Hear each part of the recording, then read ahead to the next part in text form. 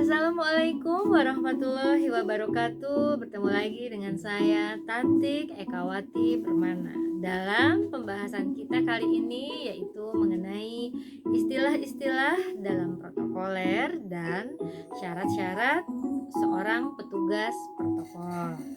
Oke, kita akan mulai dengan membahas satu persatu istilah-istilah apa saja sih yang ada di dalam protokol ya.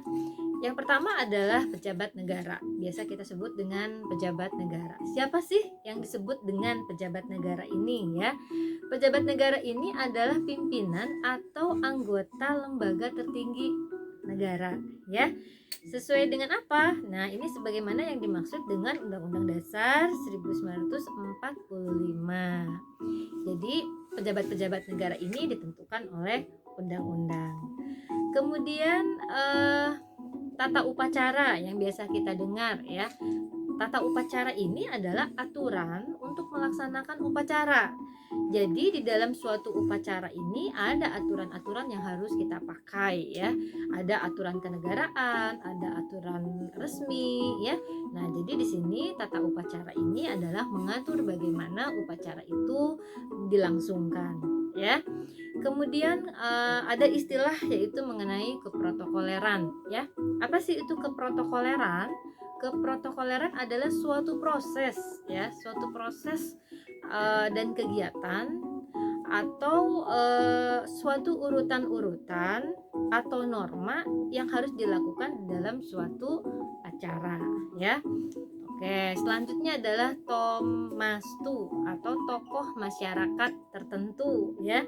Nah, di sini tomastu ini ada di dalam lingkungan masyarakat kita dan ini juga bisa kita dengar ya. Kemudian tomastu ini juga akan menjadi orang yang terhormat ya. Oke. Nanti Anda jangan merasa bahwa di dalam istilah keprotokoleran ini ada istilah orang terhormat nomor 1, orang terhormat nomor 2. Nah, itu biasa kita sebut di dalam keprotokoleran ya. Oke, kemudian selanjutnya istilah yang lain yaitu mengenai tata kehormatan ya. Tata penghormatan ini biasanya bagaimana kita melakukan penghormatan kepada pejabat-pejabat tadi ya. Jadi bagaimana aturannya, kemudian bagaimana cara memperlakukannya ya. Nah, itu ada tata penghormatannya. Kemudian pejabat protokol ya, ada pejabat protokol, itu adalah pejabat yang melakukan kegiatan keprotokoleran ya. Jadi biasanya ini ada di instansi-instansi pemerintahan ataupun di instansi-instansi swasta. Oke, kemudian ada tata cara keprotokoleran. Nah, tata cara keprotokoleran ini sebetulnya langsung masuk ke dalam tata cara melakukan acara atau kegiatan. Jadi langsung tata upacara ya. Tadi pada pertemuan sebelumnya kita sudah membahas ada upacara kenegaraan, ada upacara keagamaan, ada upacara adat ya. Nah, jadi tata cara keprotokolerannya ini diatur melalui masing-masing dari jenis upacara atau acara yang dilakukan ya. Kemudian kedudukan protokol ya. Kedudukan protokol ini bagaimana? Kedudukannya adalah mereka yang mengatur jalannya acara demi acara dari awal sampai dengan akhir. Jadi protokol ini yang mengatur keseluruhan acara. Oke. Nah, sekarang apa sih syarat-syarat yang harus dipunyai oleh seorang protokoler ya, oleh seorang yang sedang mengadakan suatu acara? Apa saja sih? Yang pertama adalah seorang petugas protokoler itu harus mempunyai wawasan yang luas ya. Jadi harus orang yang memang senang membaca, senang menonton, senang memperhatikan ya. Memperhatikan apa, membaca apa, menonton apa, tentunya hal-hal yang bersifat umum ya, pengetahuan yang umum. Tetapi di sini paling tidak adalah mereka yang harus mempunyai wawasan tentang acara apa sih yang akan kita lakukan sekarang ya. Jadi ketika kita mendapat tugas untuk menjadi seorang petugas protokol di suatu acara, kita cari tahu dulu acaranya ini masuk ke dalam acara apa, acara keagamaan, acara kenegaraan, atau acara adat ya. Nah, kita penuhi dulu wawasan kita. Jadi kalau acara keagamaan, apa yang harus kita miliki, apa yang harus kita pakai, apa yang harus kita lakukan ya. Nah, jadi wawasan ini penting. Jadi kalau sekarang kan Anda mudah ya, tinggal searching saja, misalnya tata upacara agama itu seperti apa sih, apa yang harus saya pakai ya, apa yang harus saya lakukan. Jadi wawasan itu adalah nomor satu. Kenali dulu bagaimana dan apa acara yang akan kita lakukan. Kemudian yang kedua adalah kepribadian yang baik. Ini adalah hal yang sangat penting ya di dalam seorang petugas protokol.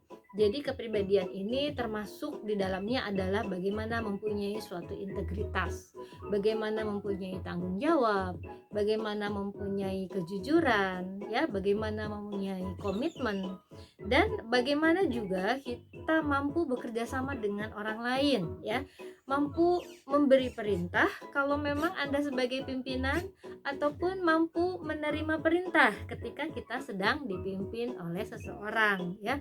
Jadi kepribadian ini sangat penting ketika kita akan menjadi seorang petugas protokol. Kemudian adalah kemampuan yang harus dimiliki adalah kemampuan ya, atau keahlian, keterampilan. Nah, bagaimana ini? Kemampuan apa saja yang harus kita miliki ya? Pertama adalah kemampuan komunikasi yang baik. Kenapa? Karena komunikasi ini adalah jalannya kita berhubungan dengan orang, jalannya kita bekerja sama dengan orang yang ada di dalam kepanitiaan ini ya. Jadi kemampuan berkomunikasi itu juga hal yang harus penting ya. Bagaimana kita mampu menyampaikan eh, menyampaikan hal-hal yang harus kita lakukan, dan bagaimana kita mampu menerima, menerjemahkan pesan yang kita terima ya, baik ini kita lakukan secara lisan ataupun secara tulisan ya.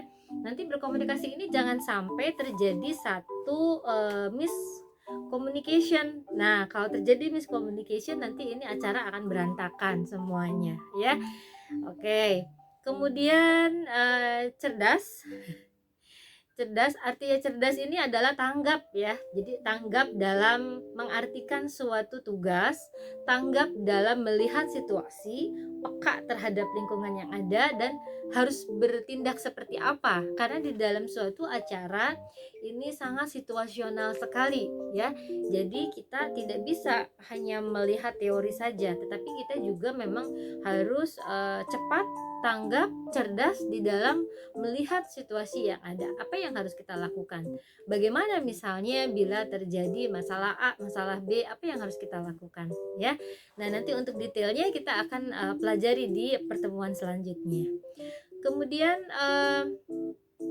yang paling penting dari semua ini adalah bagaimana seorang dari petugas protokol ini mempunyai jiwa kebersamaan ya. Jadi jiwa kebersamaan, bagaimana mempunyai kerjasama ya, mampu melakukan kerjasama yang baik, karena seorang anggota protokol ya itu tidak akan bekerja sendiri. Jadi akan pasti melalui banyak orang ya, akan terjadi suatu panitia, dan ini tidak mungkin dilakukan hanya pada hari H saja, tetapi ini dilakukan beberapa waktu sebelum hari H. Jadi di sini ada masa-masa persiapan, di sini ada masa-masa untuk melengkapi hal-hal yang harus dilengkapi sebelum hari H. Kemudian ada hari H itu sendiri. Setelah hari H ada juga evaluasi ya. Jadi di sini kemampuan Anda untuk bekerja di dalam suatu tim ya, itu sangat dibutuhkan di dalam orang yang akan menjadi petugas dari protokoler ya. Jadi di sini teamwork ya. Teamwork itu satu kata yang sangat singkat, tetapi cara merealisasikannya itu tidak mudah ya. Jadi saya harapkan memang kita dalam melakukan suatu acara itu memiliki syarat-syarat yang tadi ya. Di samping juga bagaimana kita mampu mengendalikan emosi kita ketika kita sedang bekerja sama dengan orang-orang yang lain. Tidak jarang suatu acara ya itu berjalan dengan baik sesuai dengan apa yang kita inginkan. Kadangkala acara itu ada beberapa yang memang mengalami suatu kendala yang sangat besar ya, sehingga di sini perlu kecerdasan emosi, kematangan emosi dalam menghadapinya. Nah, itu saja yang bisa saya sampaikan pada pertemuan kita kali ini. Sampai ketemu lagi di pembahasan berikutnya. Wassalamualaikum warahmatullahi wabarakatuh.